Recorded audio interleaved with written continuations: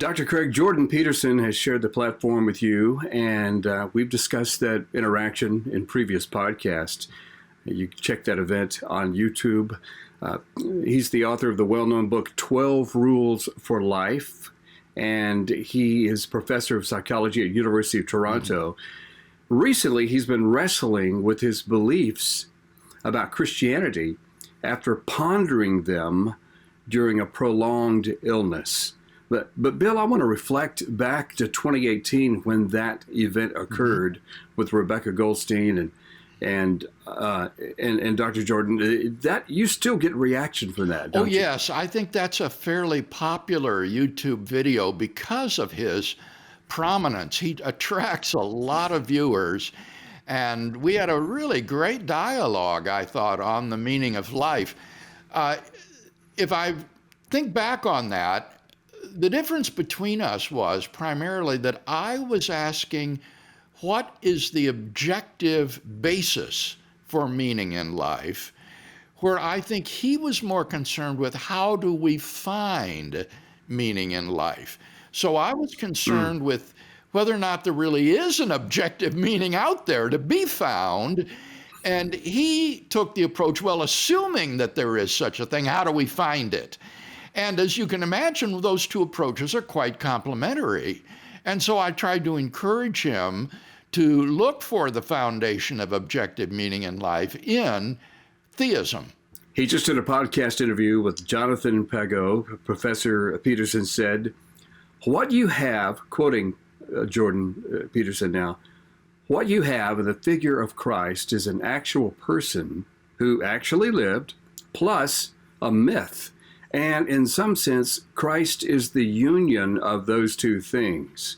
The problem is, I probably believe that, but I'm amazed at my own belief, and I don't understand it. Well, Bill, what do you think? Is Jesus a union of an actual person and myth? Well, it's hard to know what Jordan Peterson means by the word myth. One is tempted to have a kind of knee-jerk reaction to this and say, oh, this is old Bultmannian New Testament criticism where the historical Jesus has been overlaid with legend and mythology so that the Gospels are not a reliable account of the life of Jesus. And this perspective has been completely abandoned in contemporary New Testament studies, which has come to see that the proper background for understanding Jesus in the Gospels is not Greco-Roman mythology, but rather first century Palestinian Judaism. Jesus was a Jew. The disciples were all Jews. And it is against the backdrop of Jewish culture, not Greco-Roman paganism, that Jesus is to be properly understood and interpreted. So in that sense, it's just quite mistaken to say that Jesus is a sort of fusion of history with myth. But the interesting thing is that Jordan Peterson says, I probably believe in it. And I'm amazed that I believe in it, but I don't understand it. And that suggests perhaps a more sympathetic interpretation of myth, Kevin. What he might mean by myth here is something like what C.S. Lewis meant, some sort of deep, common meaning that underlies historical events and infuses them with a greater existential significance. And in that sense, one could say that Jesus wasn't just a historical person, but he was the embodiment of, say, the union of the divine and the human. And in this sense, you could say it involved a union of myth and history. So given that he doesn't define his terms, it's not exactly clear what he means, but a sympathetic interpretation, I think, would suggest that this is something that he finds himself believing. This article continues that he continued on the verge of tears, quoting now, "It's too terrifying a reality to fully believe. I don't even know what would happen to you if you fully believed it. And, Bill, several people have commented on Jordan Peterson tearing up when he's talking about Jesus. I've seen that in social media. He's using words like amazed, and now he's saying terrifying. Yes. Jesus is a terrifying reality. Yes, again, if I could advert to C.S. Lewis, I love the line in the Chronicles of Narnia where the children ask, well, isn't Aslan a tame lion? And the reply is, oh, no, he's not a tame lion, but he is good. And I love this idea that Jordan Peterson has here. Jesus is a terrifying reality. This is God in the flesh, in all his holiness and awesomeness and his authority that he has upon us. That is terrifying. And if we domesticate Jesus so that we don't fully appreciate that, then we've lost something. So it's remarkable how this apparently non-Christian professor can bring insights to us about who Jesus is. Yes. And I want to mention that we're reading an article by Megan Dent with the Church Times, which is a UK publication. She continues in this article. Professor Peterson noted that when asked in the past whether he believed in God, I've answered in various ways, no, but I'm afraid he probably exists. So we have amazement, we have terrifying, now we have afraid. Yes, I love this. I remember talking with a non-believing professor of philosophy at the University of Leeds, and he said something similar. He said, whenever people are dismissive of theistic ideas and say, oh, well, that would be too awful to be true if that were the case. He says, then I begin to suspect it probably really is true. When people say this would be too horrible to be true, he thinks, well, then it probably is. And I said to him, well, you must really love the idea of hell. And he said, yes. He said, I think that could well be true. We mustn't be too quick to dismiss these things just because we don't like them. And so again, I love what Peterson says. He says, I'm afraid God probably does exist. And that's going to mean he has a claim on my life, and it's going to affect how I live. It can't be ignored. He continued, there's no limit to what would happen if you acted like God existed. It may be it's not reasonable to say to believers, you aren't sufficiently transformed for me to believe that you believe in God or that you believe the story that you're telling me. The way you live isn't sufficient testament to the truth.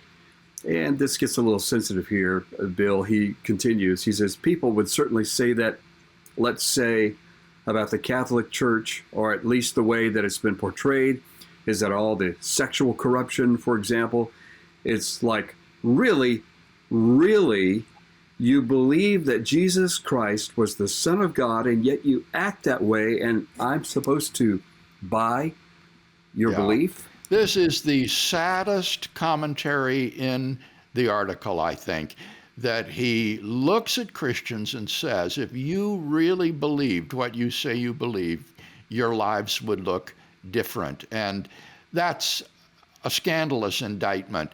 Now, I have to say, Jordan Peterson isn't naive.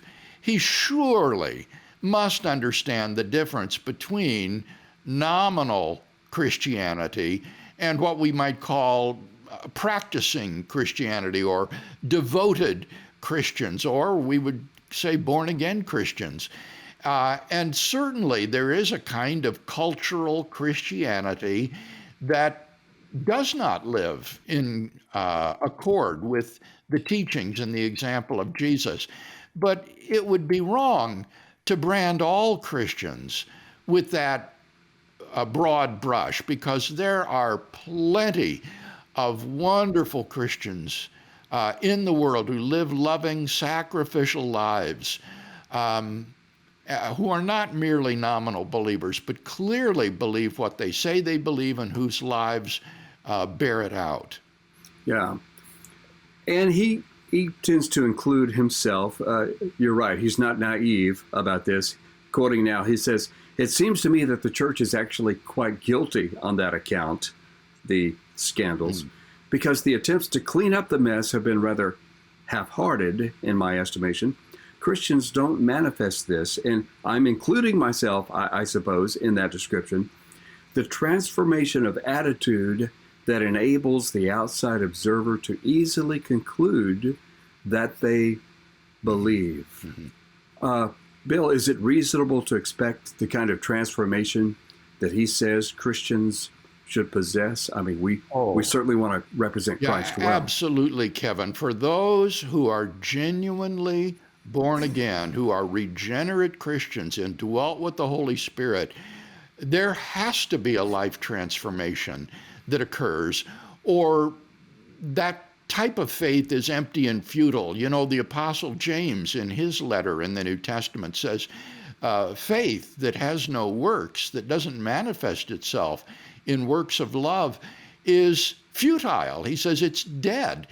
And so while, granted, there is this nominal cultural Christianity that does not bear testimony to the transformation Christ brings, for those who claim to truly have experienced the regenerating power of Christ and the indwelling of the Holy Spirit, will experience a life transformation over time as they're gradually conformed to the image of Christ. I didn't know that Jordan Peterson recently had suffered some physical and some mental ill health. Yeah. The article points this out and says, quoting now, "The fact that I've been living in constant pain makes the idea of joy seem cruel, I would say, and so I have no idea how to reconcile myself to that. I mean, I've reconciled myself to that by staying alive despite it, you know." Yes.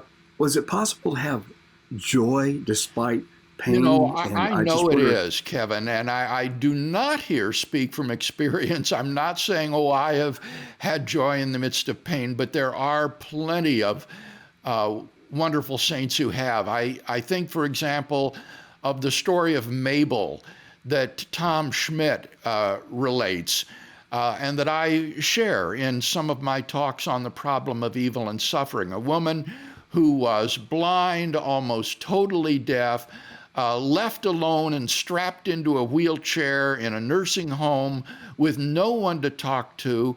And Tom began to visit this woman and found that she was a radiant Christian, full of joy. And he went in one day when he was so busy, he scarcely had time to think, and he asked himself, what does Mabel think about lying here all day long, unable to talk to anyone, unable to see?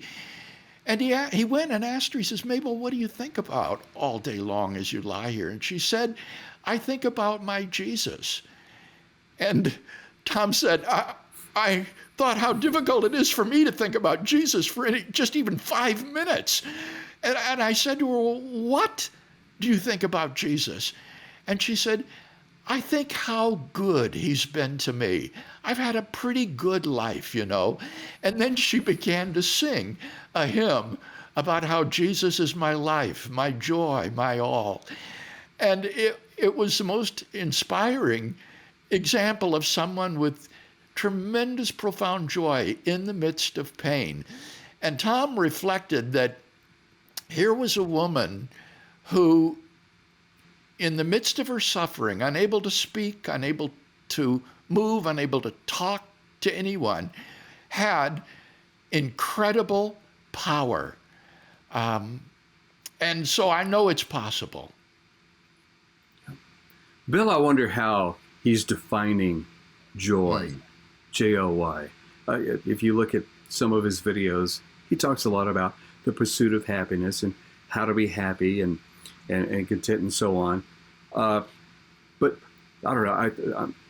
I've been taught that there is a difference between joy and happiness. That there's that nuance here. I just wonder how he's defining I it? do not know, and I wonder why he says that the fact that he's been living in constant pain makes the idea of joy seem cruel. Is he saying that Hmm. he feels guilty because he has felt joy in the midst of his pain, and that seems wrong?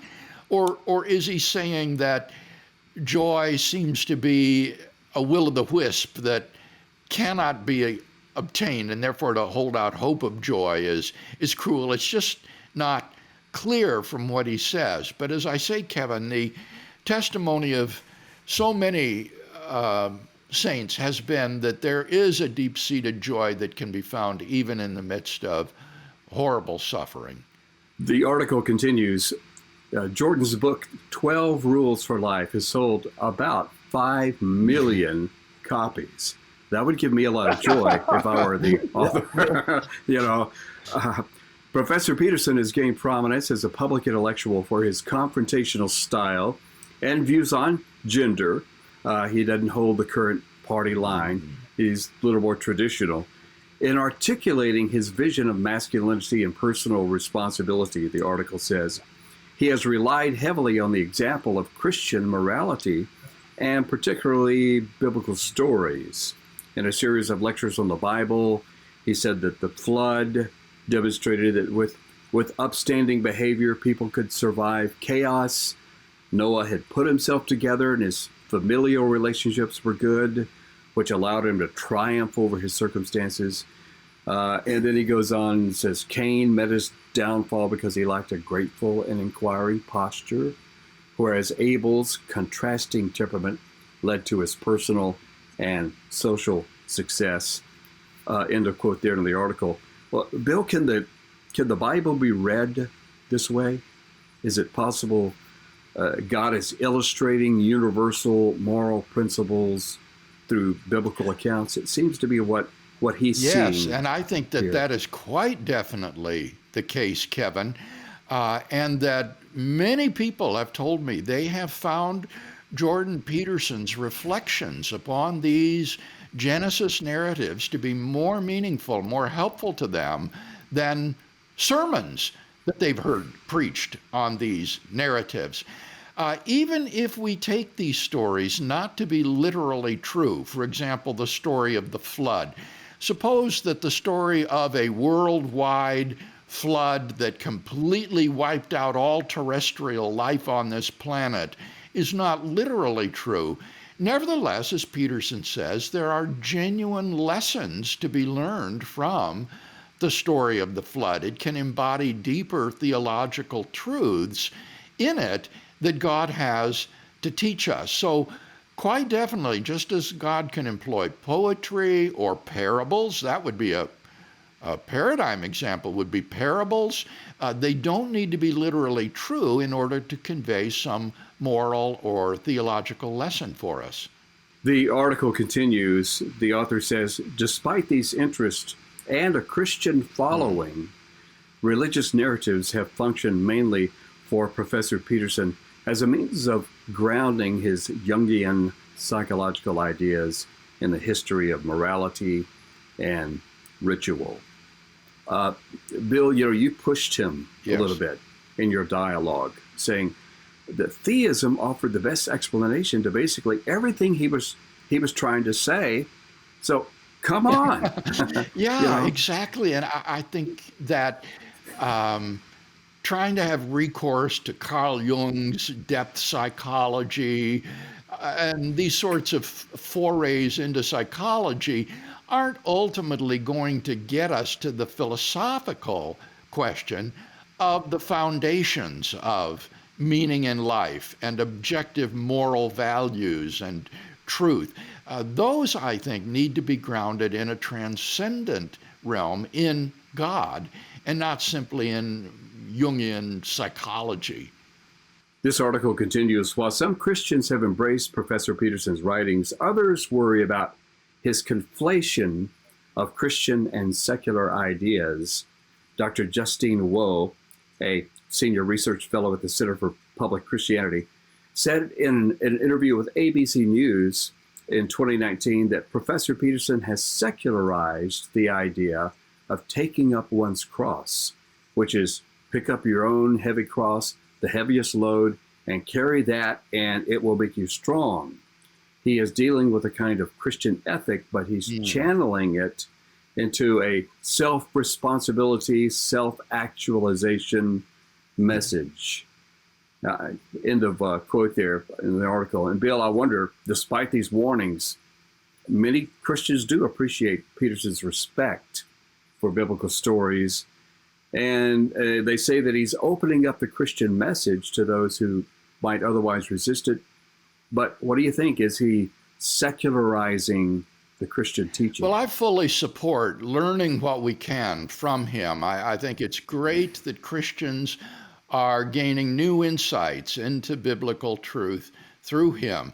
But we do always need to remember that we're dealing here with someone who apparently as yet is not himself a Christian, and therefore is going to interpret the Bible through secular lenses. And there's obviously much, much more to it than that. So we always need to be critical. My philosophy professor in college was famous for saying all truth is God's truth, regardless of where it comes from, whether it's expounded by Jordan Peterson or by Billy Graham. All truth is God's truth. And so we can learn truth from Jordan Peterson, but we always need to be critical to weigh what he says against the teaching of the Bible. We have just a paragraph here from another article on Jordan Peterson, Bill. Peterson has responded positively to Stephen Meyer's book, The Return of the God Hypothesis, and has been writing about it, sending tweets out and things like that. In an article for Evolution News, Elizabeth Watley says, Peterson was trained with the same assumptions of naturalism and materialism shared by other evolutionary thinkers. This has tended to make him reach for naturalistic explanations of everything by default. He has shown respect for theists, but like Carl Jung before him, he generally frames their beliefs in psychological terms, where God is a product of our own collective unconscious rather than a distinct personal creative entity. It's not that he closes the door on traditional theism. He just hasn't yet felt comfortable opening it beyond a crack, at least not publicly. And Bill, in conclusion today, it seems that Jordan Peterson, whether we can ascertain it publicly or not, is on a quest for God. He's leaning, it seems to me, toward Christianity. He's not closed the door. Do you have some concluding thoughts on how evaluating his views, particularly as it's been presented in these articles? Well, I would say I sure like the way you said all truth is God's truth, and there's a lot to be learned from Yes, it. exactly. And I would want to say in response to this last paragraph you quoted, that we should not play off psychological explanations against ontological explanations. Even if it's true that we have a kind of God archetype deep in our psychology that prompts us to believe in God, that says absolutely nothing against the objective reality of a creator and designer of the cosmos, for which I think there is good evidence. So we mustn't think that by providing a psychological explanation of, say, belief in God, that we have thereby done anything at all to undermine the objective ontological reality of God, for which we have good arguments.